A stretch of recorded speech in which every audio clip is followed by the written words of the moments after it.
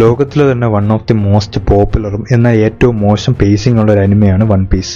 Series മുഴുവൻ എടുത്ത് നോക്കിയാലും ഇതിനകത്തെ ഏറ്റവും വലിയ പ്രശ്നമെന്ന് പറയുന്നത് ഇതിന്റെ പേസിംഗ് ആണ്. ഇതിനേക്കാളും എത്രയോ മടങ്ങ് മോശം അനിമേസിൽ പോലും നല്ല പേസിംഗ് വരാറുണ്ട്. പക്ഷേ ഇത്രയും ഹൈലി റേറ്റഡ് ആയിട്ടുള്ള ഒരു അനിമയിൽ ഇത്രയും മോശം പേസിംഗ് വരാൻ കാരണം വളരെ സിമ്പിളാണ്. എല്ലാവർക്കും അറിയാവുന്ന ഒരു കാര്യമാണ്, ആദ്യം മാങ്ക ഇറങ്ങി അത് കുറച്ച് ഹിറ്റായതിനു ശേഷമായിരിക്കും അതിന്റെ അനിമെ അഡാപ്റ്റേഷൻ വരുന്നത്.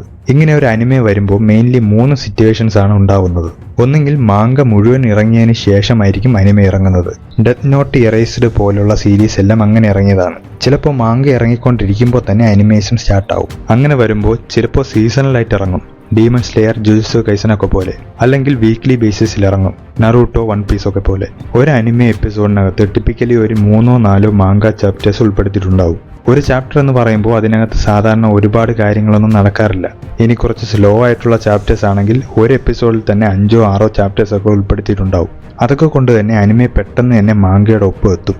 മാങ്ക ആഴ്ചയിൽ ഒരു ചാപ്റ്റർ ഇറങ്ങുള്ളൂ എങ്കിൽ അനിമെ ഓരോ ആഴ്ചയും 3-4 ചാപ്റ്റേഴ്സ് കവർ ചെയ്യും. ഇങ്ങനെ വരുമ്പോൾ അനിമെ മാങ്കയുടെ പിറകിൽ തന്നെ നിൽക്കാൻ വേണ്ടിയാണ് ഫില്ലർ എപ്പിസോഡ്സ് ഇറക്കി വിടുന്നത്.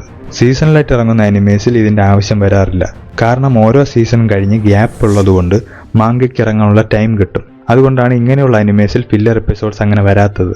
പക്ഷേ വീക്ക്ലി ബേസിസിൽ ഇറങ്ങുന്ന അനിമേസിന് ഫില്ലർ എപ്പിസോഡ്സ് ഇറക്കാതെ വേറെ വഴിയില്ല.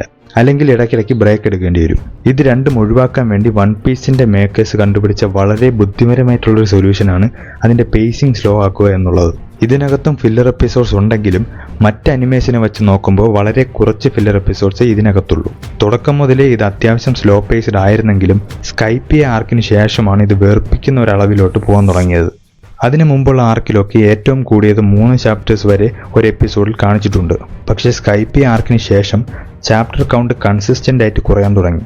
അങ്ങനെ കുറഞ്ഞ് വാനോ ആർക്കിലെത്തിയപ്പോഴേക്കും പെർ എപ്പിസോഡ് 0.7, 0.8 ചാപ്റ്റേഴ്സ് ഒക്കെയാണ് യൂസ് ചെയ്തിട്ടുള്ളത്. അതായത് ഒരു എപ്പിസോഡിനകത്ത് ഒരു ചാപ്റ്റർ പോലും മുഴുവൻ കാണിച്ചിട്ടില്ല. അതുകൊണ്ടാണ് ആ ഒരു ആർക്ക് കംപ്ലീറ്റ് ചെയ്യാൻ 4 വർഷം എടുത്തത്. ഇത്രയും മോശം പേസിംഗ് ആയിരുന്നിട്ടും ഇത് ഇപ്പോഴും ഹൈലി റേറ്റഡ് ആയിട്ട് തന്നെ നിൽക്കാൻ കാരണം ഇതിന്റെ സ്റ്റോറിയും ക്യാരക്ടേഴ്സും വേൾഡ് ബിൽഡിങ്ങും ഒക്കെ അത്രയും ഗംഭീരമായതുകൊണ്ടാണ്. ഫില്ലർ എപ്പിസോഡ്സ് ആർക്കും അത്ര ഇഷ്ടമുള്ള ഒരു കാര്യമല്ല. എന്നാലും മോശം പേസിങ്ങിനേക്കാളും എന്തുകൊണ്ട് നല്ലത് ഫില്ലർ എപ്പിസോഡ്സ് ആണ്.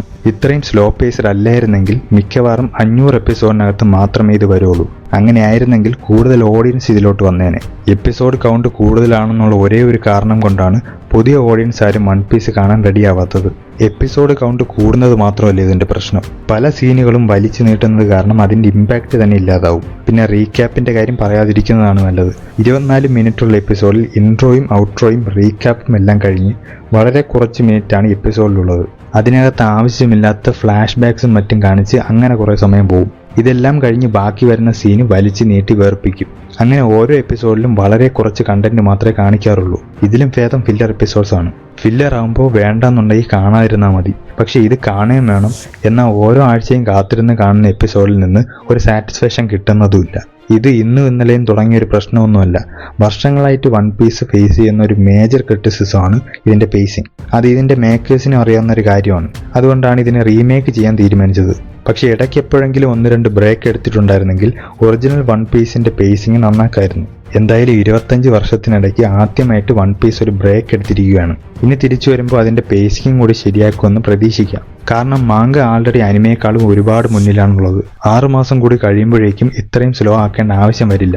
പ്രത്യേകിച്ച് ഇപ്പോൾ ക്ലൈമാക്സിലോട്ട് എത്താറായ സ്ഥിതിക്ക് അവസാന ഫൈറ്റൊക്കെ ഇതുപോലെ വരിച്ചു നീട്ടിക്കഴിഞ്ഞാൽ ചിലപ്പോൾ ലോയൽ ഫാൻസ് പോലും ഇതിനെ വെറുത്തെന്നിരിക്കും. ചിലപ്പോൾ അതുകൊണ്ടായിരിക്കും ഇപ്പോൾ ഇങ്ങനൊരു ബ്രേക്ക് എടുത്തത്. വൺ പീസ് ഓവർ റേറ്റഡ് ആണ്, ബോറിംഗ് ആണെന്നൊക്കെ പലർക്കും അഭിപ്രായം ഉണ്ടാവാം. പക്ഷെ മുഴുവൻ കണ്ടിട്ടുള്ളവർക്കറിയാം ഇത് എത്ര കിടിലാണെന്ന്. അതുകൊണ്ട് തന്നെ പുതുതായിട്ട് ഇറങ്ങുന്ന റീമേക്കിന് നല്ല ഹൈപ്പാണുള്ളത്. പേസിംഗ് എന്തായാലും ഇതിൽ ശരിയാക്കിയിട്ടുണ്ടെന്നാണ് തോന്നുന്നത്. ബാക്കിയെല്ലാ ആസ്പെക്ട്സും ഒറിജിനലിനെ പോലെ തന്നെ വന്നിട്ടുണ്ടെങ്കിൽ ഇതെന്തായാലും ഫാൻസിന് ഒരു ട്രീറ്റ് തന്നെയായിരിക്കും. ഈ വീഡിയോ എല്ലാവർക്കും ഇഷ്ടപ്പെട്ടെന്ന് വിചാരിക്കുന്നു. ഇഷ്ടപ്പെട്ടെങ്കിൽ ലൈക്ക് ചെയ്യുക. ഇതുപോലുള്ള കൂടുതൽ വീഡിയോസിന് വേണ്ടി ചാനൽ കൂടി സബ്സ്ക്രൈബ് ചെയ്യുക.